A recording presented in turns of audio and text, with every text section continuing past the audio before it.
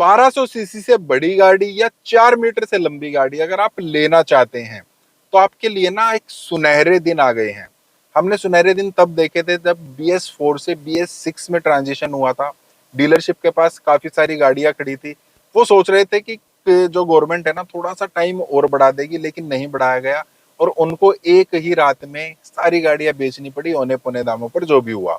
Same case अब आ गया है GST 2.0 के बाद। जो हमारी 1200 सीसी से बड़ी गाड़ियां हैं और जो हमारी 4 मीटर से लंबी गाड़ियां हैं उन पर एक एक्स्ट्रा टैक्स लगता था जो है सेस। अब सेस के खेल में वो उलझ कर रह गए हैं। 28% GST तो हर गाड़ी पर लगता था, लेकिन आज के टाइम पर जो सेस लग रहा है, जो 22 तारीख के बाद खत्म हो जाएगा, उन्होंने जो डीलरशिप है ना उनकी नींद उड़ा दी है। और वहीं पर कस्टमर के लिए बहुत मोटे डिस्काउंट आ गए हैं। जो GST 2.0 के बाद 22 तारीख के बाद आने वाले हैं ना, उससे भी बड़े डिस्काउंट आपको अभी मिल सकते हैं, बाद में नहीं मिलेंगे।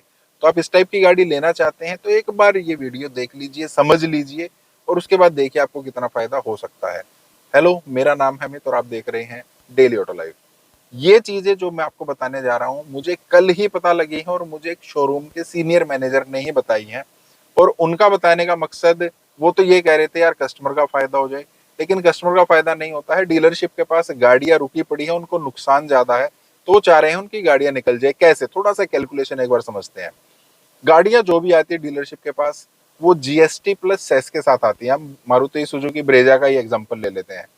उस पर 28% GST लगता है और 17% सेस लगता है। अब होता क्या है, उन्होंने आगे 28% प्लस 17% जो टैक्स और सेस है उन्होंने पे कर दिया, गाड़ी खरीद ली। अब उन्होंने सेम गाड़ी 28% GST और 17% सेस के साथ उन्होंने कस्टमर को बेच दी। ठीक है, तो वो दोनों चीजें प्लस माइनस हो गई, डीलरशिप के पास से कुछ भी नहीं गया। इनपुट टैक्स क्रेडिट इस तरीके से थोड़ा काम करता है। उन्होंने आगे दे दिया, यहाँ कस्टमर से ले लिया। उन्होंने आगे दे दिया पहले, यहाँ कस्टमर से ले लिया। लेकिन अब 22 तारीख को क्या होगा, 22 तारीख के बाद क्या होगा, उन्होंने वहां से सेस जो है दे तो दिया है, लेकिन यहां से सेस नहीं आएगा क्योंकि सरकार की तरफ से, गवर्नमेंट की तरफ से सेस खत्म कर दिया गया है। सिर्फ GST 40% रह गया है।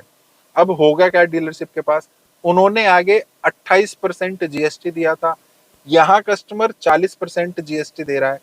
तो वो डीलरशिप का जो 28% GST दिया था ना वो तो एडजस्ट हो जाएगा, लेकिन जो सेस उन्होंने 17% सेस डीलरशिप पहले ही दे चुके हैं गाड़ी खरीदने के लिए, कस्टमर के पास से सेस कुछ भी नहीं आ रहा है। डीलरशिप का जो वो सेस है ना वो खड़ा का खड़ा रह गया है, वो ऐसे ही रह गया है, उनको उसके बदले कुछ नहीं मिलने वाला। यहीं पर जो है सारा का सारा खेल चल रहा है। अब थोड़ा सा एग्जाम्पल समझ लेते हैं कैसे खेल चल रहा है। ब्रेजा का बेस वेरिएंट हम देख लेते हैं, लगभग 8,70,000 रुपए के आसपास उसकी एक शोरूम कीमत है। अगर उसको हम GST 2.0 के बाद खरीदते हैं तो वो हमें 30,000 रुपए कम हो जाएंगे, क्योंकि उसमें टैक्स जो है वो कम हो गया है। तो कस्टमर के लिए 30,000 रुपए कम हो गए हैं। लेकिन जब डीलरशिप के पास वो गाड़ी आई थी, कंपनी से डीलरशिप के पास आई थी, डीलरशिप ने उस पर 17% सेस पे कर दिया है। 17% बनता है लगभग लगभग 1,25,000 या 1,26,000 रुपए के आसपास। अब कस्टमर के पास से उनको 1,26,000 रुपए तो नहीं आने वाले, एज ए सेस नहीं आने वाले। तो वो पैसा जो है डीलरशिप का 22 तारीख के बाद डूब जाएगा। GST जो बनता है वो तो उन्होंने आगे दे दिया, वो तो कस्टमर की तरफ से आ जाएगा, लेकिन सेस नहीं आने वाला। और जो ये सेस है ना, जो 1,26,000 रुपए, यही डीलरशिप के गले की हड्डी बनी हुई है। अब काफी सारी डीलरशिप ने अपने जो भी सेल्स एग्जीक्यूटिव हैं उनको बोल दिया है, आप गाड़ी लो, बुकिंग लो, कस्टमर को बोलो कि जो आपको GST 2.0 के बाद फायदा होने वाला था, मतलब ब्रेजा के इस वाले वेरिएंट के 30,000 रुपए कम होने वाले थे, हम आपको 30,000 रुपए आज ही डिस्काउंट दे रहे हैं। साथ में हम आपको 30,000 रुपए और भी डिस्काउंट दे रहे हैं, हम 40,000 आपको और भी डिस्काउंट दे रहे हैं। RTO में आपको जो नुकसान होने वाला है वो भी देंगे, इंश्योरेंस में जो नुकसान होगा वो भी देंगे।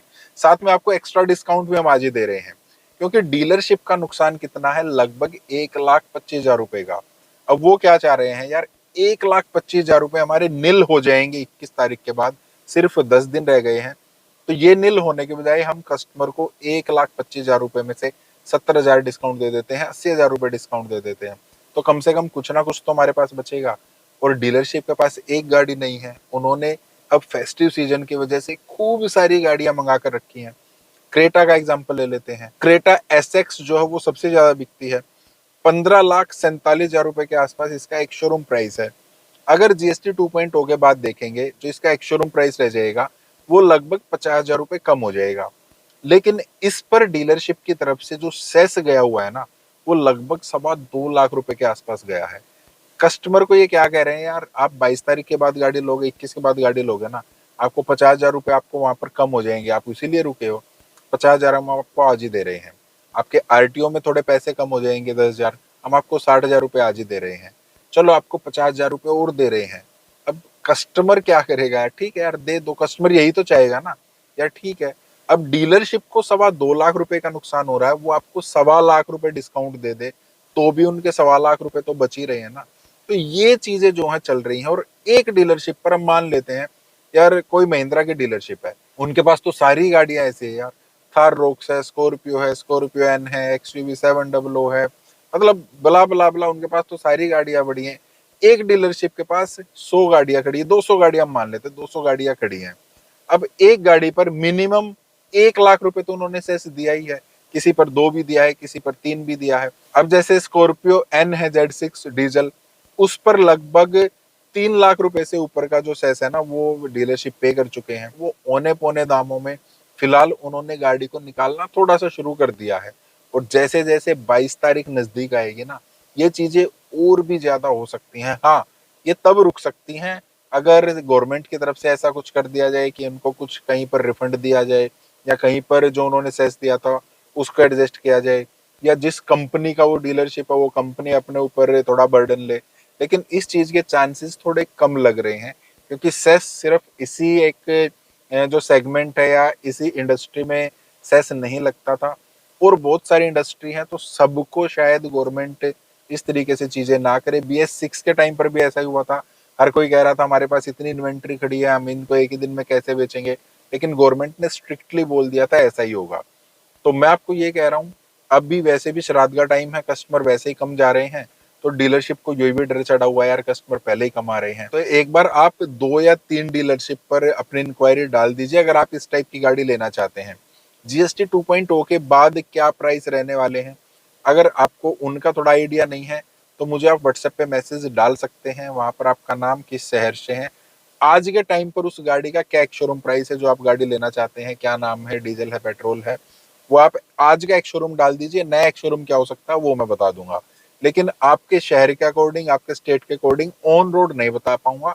हर स्टेट का अलग रोड टैक्स जो है वो परसेंटेज होती है, और शायद तुरंत भी ना बता पाऊं, 1 दिन या 2 दिन भी लग सकते हैं, क्योंकि मैसेज आते हैं बहुत ज्यादा, रिप्लाई करना मुश्किल हो गया है। एक दिन में आप खुद ही सोचिए 400 500 मैसेज आ रहे हैं, तो इतने ज्यादा रिप्लाई नहीं कर पाता हूँ, लेकिन कोशिश करता हूँ सबको रिप्लाई कर दूं। तो ये कुछ चीजें हैं। आप लोग अब जो है 10 दिन का टाइम है, बढ़िया तरीका है, आप जाइए बुकिंग करा दीजिए। श्राद्ध के बाद आपको गाड़ी लेनी है उसके बाद ले सकते हैं, एटलीस्ट जैसे वो प्रोसेस करना चाहते हैं वो आप प्रोसेस कर सकते हैं, बढ़िया डिस्काउंट आपको मिल सकता है। फिर भी आप कुछ कहना चाहते हैं, पूछना चाहते हैं, कमेंट कर सकते हैं। इस टाइप फिर वीडियो लाइक एंड चैनल को सब्सक्राइब करना है। मिलते हैं नेक्स्ट वीडियो में। Thank you, bye bye.